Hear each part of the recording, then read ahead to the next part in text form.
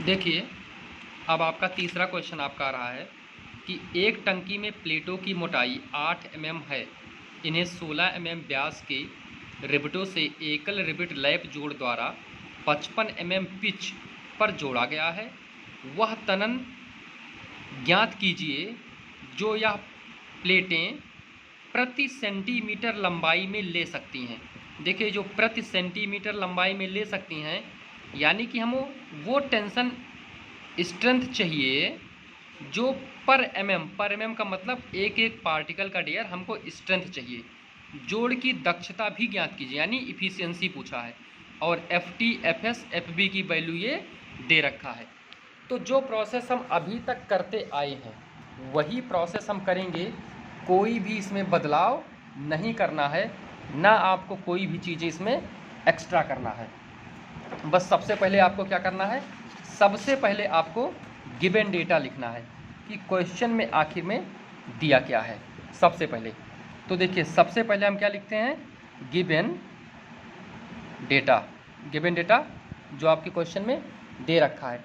अच्छा, एक बात और, हमने आपसे बार बार कहा है कि आप ये देखिए कि क्वेश्चन में वो बोल क्या रहा है, क्वेश्चन में एक्चुअल वो कह क्या रहा है, यानी कौन सी बातें वो आपसे कहना चाह रहा है। तो आपसे वो कह रहा है कि एकल रिबिट लैप जॉइंट मतलब सिंगल रिबिट लैप जॉइंट है, यानी कि एक आप प्लेट ऐसे बनाएंगे, छोटा सा ऐसे प्लेट, और दूसरा प्लेट कुछ इस तरह से आप बना देंगे। ठीक है, तो आपका कौन सा हो गया, एकल रिबिट लैप जॉइंट हो गया, और इसमें आप एक रिबिट लगा देंगे। ठीक है, कौन सा रिबिट लगा देंगे इसमें आप एक, तो इसमें आप एक रिबिट लगा दीजिए। ये आपका क्या हो गया, प्लेट हो गया। अब गिवन डेटा हम देख लेते हैं डियर यहाँ पर।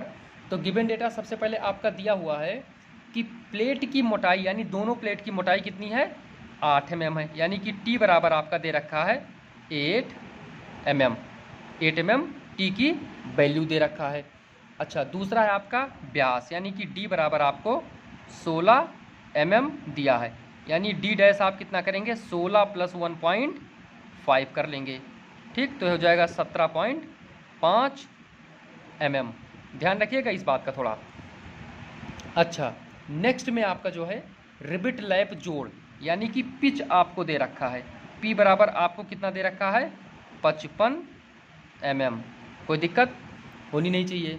फिर आगे देख लेते हैं कि हमें दे रखा है सिग्मा 80। सिग्मा 80 मतलब एफ टी जो तुम लिखते हो कितना है, 150 कॉमा, फिर है आपका टाउ बी एफ जो आप एफ एस से लिखते हो वो आपका कितना है 90। हम अपने अकॉर्डिंग चल रहे हैं, कॉमा सिग्मा बी, इसकी वैल्यू आपकी कितनी दे रखी है, ये सिग्मा बी है, 6 नहीं, sigma B, B for boy. Sigma B की वैल्यू आपको दे रखा है 270। इन सब की वैल्यू डियर किस में है, न्यूटन पर mm स्क्वायर में है। ओके, इन सभी की वैल्यू जो है वो न्यूटन पर mm स्क्वायर में है। अच्छा, तो अब हम आगे थोड़ा देख लेते हैं इसको। देखो, सबसे पहले आप क्या करते हो, पीटी की वैल्यू निकालते हो। सबसे पहले पीटी मतलब टेंशन स्ट्रेंथ, तो आपका फॉर्मूला क्या होता है, P minus D dash into T into sigma 80।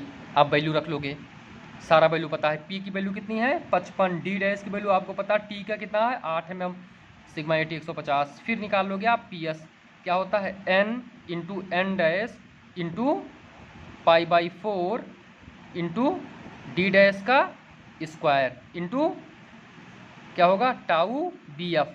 देखो, आपको n की वैल्यू 1, एन डैश की वैल्यू 1 और π/4 डी डैश की वैल्यू पता है, यही भी आप रख लोगे। फिर पी बी आता है आपका।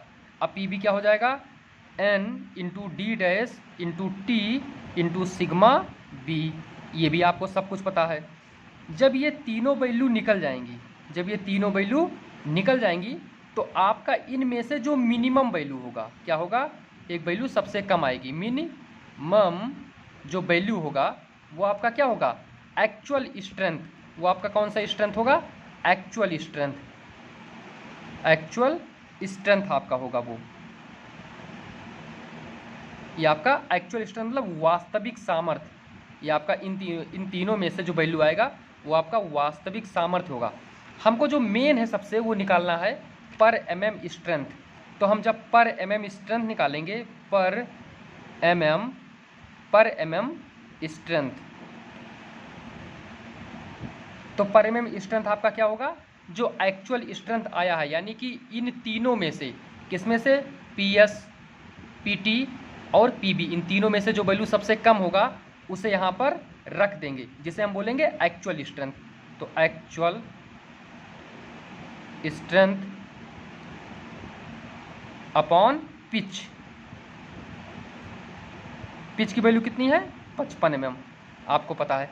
एक्चुअल स्ट्रेंथ का मतलब वास्तविक सामर्थ्य, ये आपका पर mm स्ट्रेंथ आ जाएगा, यहाँ से आप निकाल लोगे। अब बात आएगी किसकी, इफ़िशियंसी की। अब बात यहाँ हम कर लेंगे इफ़िशियंसी की। जैसे आप इफ़िशियंसी निकालते हो तो इफ़िशियंसी का फॉर्मूला हमने नीटा से बताया है। क्या बताया है, मिनिमम PS, PT, PB, इन तीनों में से जो वैल्यू कम होगी वो आप यहाँ रखोगे, ध्यान रखिएगा, ये फॉर्मूला है। और स्ट्रेंथ, सॉलिड स्ट्रेंथ आप सॉलिड प्लेट, तो सॉलिड प्लेट का strength pitch into T into sigma AT। Pitch की वैल्यू कितनी है, 55 mm, ये कितना है, 55 mm इंटू 8 इंटू 150। और इन तीनों में से आप कैलकुलेट कर लो, जो वैल्यू कम आएगी वही आप रख दोगे। ये आपका क्या आ जाएगा, इफ़िशियंसी आ जाएगा आपका। इफ़िशियंसी ध्यान रखना डियर, इफ़िशियंसी को हमेशा परसेंटेज में निकालते हैं, इसलिए इसको 100 से मल्टीप्लाई करते हैं, और जो वैल्यू आपकी आएगी वो आएगा, जैसे आंसर जो आ रहा है वो मैं लिख दे रहा हूँ यहाँ पर। जो आंसर आपका आ रहा है वो आ रहा है 32.78, ये आपका आंसर आ रहा है परसेंटेज में। तो ये आप ध्यान रखिएगा। चलिए मैं आपको आंसर दिखाई दे रहा हूँ कि इन सारे क्वेश्चनों का जो आपका आंसर आ रहा है, जो वैल्यू आ रहा है वो कितना आ रहा है, एक बार आप नोट कर लीजिएगा। देखिए जैसे टेंशन स्ट्रेंथ 45 है और शियर स्ट्रेंथ आपका 21.64 किलो न्यूटन है, और जो आपका वास्तविक सामर्थ्य माना जाएगा यानी PB की वैल्यू कितनी आ रही है, 37 आ रही है, और आपका वास्तविक सामर्थ्य 21.64, क्योंकि तीनों में से 21.64 सबसे कम है। एक्चुअल स्ट्रेंथ देख लीजिए यहाँ पर तनन 3.93, और ये आपका सारा आंसर हो गया, आप मैच कर लीजिएगा।